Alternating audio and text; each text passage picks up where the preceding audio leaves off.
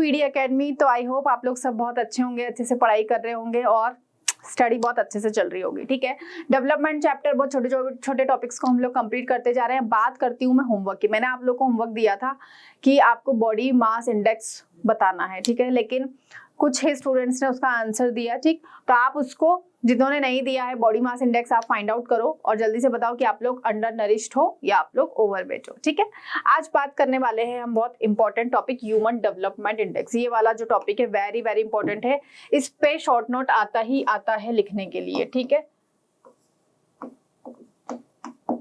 तो इसको मिस नहीं करना है, ध्यान से समझना है। चलो, ह्यूमन डेवलपमेंट इंडेक्स, यानी कि आपका इंडेक्स पेज आप लोगों ने देखा होगा बुक में। ठीक है, एक इंडेक्स पेज होता है ना, तो ये वैसे ही क्या है, आपका ह्यूमन डेवलपमेंट इंडेक्स होता है यहाँ पर। चलो, HDI published by UNDP United Nation Development Program. ठीक है, जो HDI होता है उसको कौन पब्लिश करता है, मतलब एक तरीके से ही क्या होती है, इंडेक्स भी बोलते हैं इसको और इसको रिपोर्ट भी बोलते हैं। ठीक है, और इसको क्या कहा जाता है, रिपोर्ट भी कहा जाता है। तो HDI पब्लिश करती है by UNDP United Nation Development Program. ठीक, compare countries based on the education level of the people, their health status and per capita income. तो यहाँ पर इस रिपोर्ट में बताया जाता है कंपेयर करके कंट्रीज को, किस बेसिस पे, based on the education level, कि किस कंट्री में एजुकेशन लेवल कितना है।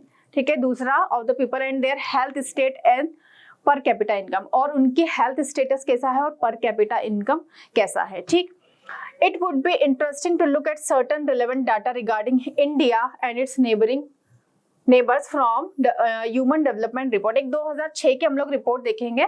ठीक है, जिसमें हम लोग देखेंगे कि कैसे किस किस क्राइटेरिया में कौन सी कंट्री आगे रही और कौन सी कंट्री डेवलप्ड हुई। चलिए देख लेते हैं। देखो, ये US डॉलर लिखा हुआ है, लाइफ एक्सपेक्टेंसी, ये आपका इनकम है। ठीक है, पर कैपिटा इनकम, PCI का मतलब है यहाँ पर आपका पर कैपिटा इनकम। 2004 का डेटा है, तो अभी से कंपेयर मत करना। श्रीलंका 4390 पर कैपिटा इनकम में लाइफ एक्सपेक्टेंसी। चलो पहले ये वाला देख लेते हैं। उसके सेकंड नंबर पे था आपका इंडिया, थर्ड पे म्यांमार का पुराना नाम था बर्मा, फिर पाकिस्तान, नेपाल और सबसे लीस्ट में था बांग्लादेश। ये पर कैपिटा इनकम है। हम श्रीलंका से, और ये साउथ एशियन कंट्रीज के बारे में दिया है, ये पूरी वर्ल्ड की नहीं है। साउथ एशियन मतलब कि जो आपका साउथ एशिया का जो साउथ सदर्न वाला जो मतलब एशिया जो कॉन्टिनेंट है उसका सदर्न पार्ट में जितनी भी कंट्रीज आती है। ठीक है, तो इंडिया सेकंड नंबर पे था, हमसे आगे श्रीलंका, म्यांमार, ये देखा। अब life expectancy at birth, life expectancy at birth पे आते हैं। जीवन जीने की इच्छा या प्रत्याशा। ठीक है, तो लोग किस कंट्री में कितने साल तक लोग जीते हैं। जैसे बूढ़ों का देश किसको कहा जाता है, जापान को बूढ़ों का देश कहा जाता है, कि वहां पर लोग ज्यादा जीते हैं। ठीक है, तो चलिए, श्रीलंका में 74 ईयर्स तक लोग जीते हैं, इंडिया में 64, म्यांमार में 61, पाकिस्तान में 63, नेपाल में 62 और 63 बांग्लादेश। तो यहाँ पर लिस्ट पे आ गया है आपके नेपाल में म्यांमार है आपका लिस्ट पे, देन फिर है आपका नेपाल। सिर्फ 61 ईयर्स तक म्यांमार में ज्यादा से ज्यादा लोग, मतलब उनकी जीवन की जो एज होती है वो 61 ईयर्स तक ही जी पाते हैं। और यही बात करें हम श्रीलंका की, तो साउथ एशियन कंट्री की बात कर रहे हैं इसलिए श्रीलंका टॉप पे है। वही वर्ल्ड की बात करें तो जापान में सबसे ज्यादा 100 क्रॉस कर जाते हैं लोग, इतना ज्यादा वहां पर जीते हैं क्योंकि वो एक बहुत अच्छी लाइफस्टाइल को मेंटेन करके रखते हैं। लिटरेसी रेट, ठीक है, जो एजुकेशन में अगर हम देखें कि लिटरेसी कितने लोग पढ़े लिखे होते हैं, तो श्रीलंका में 91, इंडिया में 2004 में हम बहुत पीछे थे 61, म्यांमार 90, पाकिस्तान नेपाल 50 और बांग्लादेश भी बहुत ज्यादा लिस्ट पे था। सबसे आगे श्रीलंका था, देन उसके बाद म्यांमार था, फिर इंडिया था और सबसे जो लिस्ट था वो बांग्लादेश था। ठीक है, यानी कि बहुत, मतलब अगर हम देखें तो इलिटरेट लोग ज्यादा कहाँ पर हैं, कहाँ थे 2004 में, उसमें लिस्ट पे था बांग्लादेश, और हम भी बहुत अच्छी पोजीशन पे नहीं थे। नेक्स्ट बात करते हैं ग्रोथ इनरोलमेंट रेशो। ठीक है, जो ग्रोथ मतलब कि जो ग्रोथ मतलब होता है घरेलू। ठीक है, तो जो कंट्री में जो इनरोलमेंट होता था, ठीक, 3 लेवल पे, यानी कि वही प्राइमरी सेकेंडरी कितने कितने लोग किस किस उसमें काम किया करते थे, किस किस सेक्टर में। श्रीलंका 69, फिर है इंडिया 60, 48 है आपका म्यांमार, 35 पाकिस्तान नेपाल, और यहाँ पर है आपका बांग्लादेश। ठीक है, तो अभी देखो ये इसके बेसिस पे इन्होंने रिजल्ट दिया। जैसे आपका होता है ना SST में इतने मार्क्स थे, श्रीलंका के इतने थे, केमिस्ट्री में इतने थे, बायो में इतने थे, फिजिक्स में इतने थे, ठीक है। फिर लास्ट में ये वर्ल्ड एसडीआई रैंक, ये रैंक देता है। तो जो टॉप 1 रैंक पे होगा वो सबसे डेवलप्ड कंट्री और सबसे अच्छा कंट्री माना जाएगा। जितनी लीस्ट वाली रैंक होगी उतना क्या होगा, लीस्ट पे कंट्री होगा।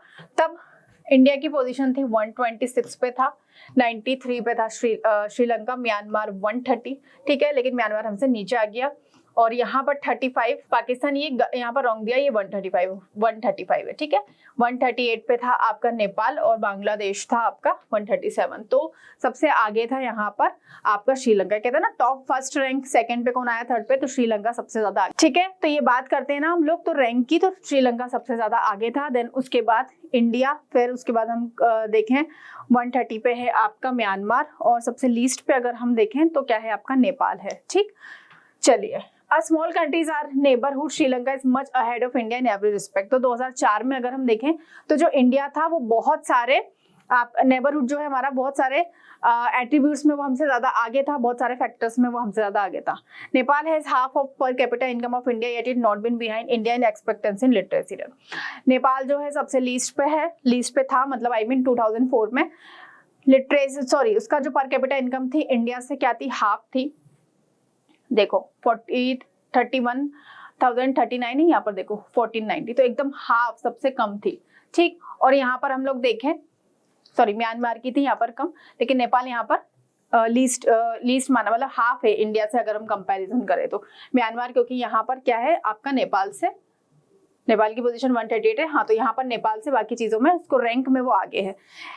होता है ना कोई बच्चा एसएसटी में वीक होता है तो मैथ्स में अच्छा होता है, वैसे ही यहाँ पर है, ठीक। तो ये था आपका लिटरेसी लेवल में भी वो बहुत ज्यादा क्या है हमसे पीछे है। तो कैसे आप लोग कंपैरिजन करोगे इसको जरा देखना। ये रिपोर्ट की जो होती है हर साल पब्लिश होती है। जब कोविड आया 2019 और 2020 में इसको पब्लिश, सॉरी 2020 और 2021 में इसको पब्लिश नहीं किया गया। बाकी जो ह्यूमन डेवलपमेंट रिपोर्ट होती है, ह्यूमन डेवलपमेंट इंडेक्स भी इसको किया जाता है, इसको यूनाइटेड नेशन डेवलपमेंट प्रोग्राम के थ्रू इसको क्या किया जाता है, हर साल पब्लिश किया जाता है।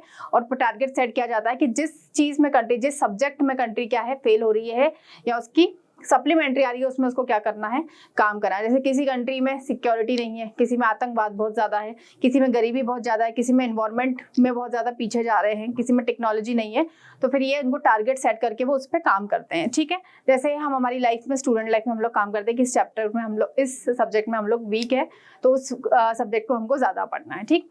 तो ये कंप्लीट डिटेल थी इस वीडियो में। बाकी हम लोग मिलते हैं नेक्स्ट वीडियो में, तब तक बने रहिए ईडी अकेडमी के साथ।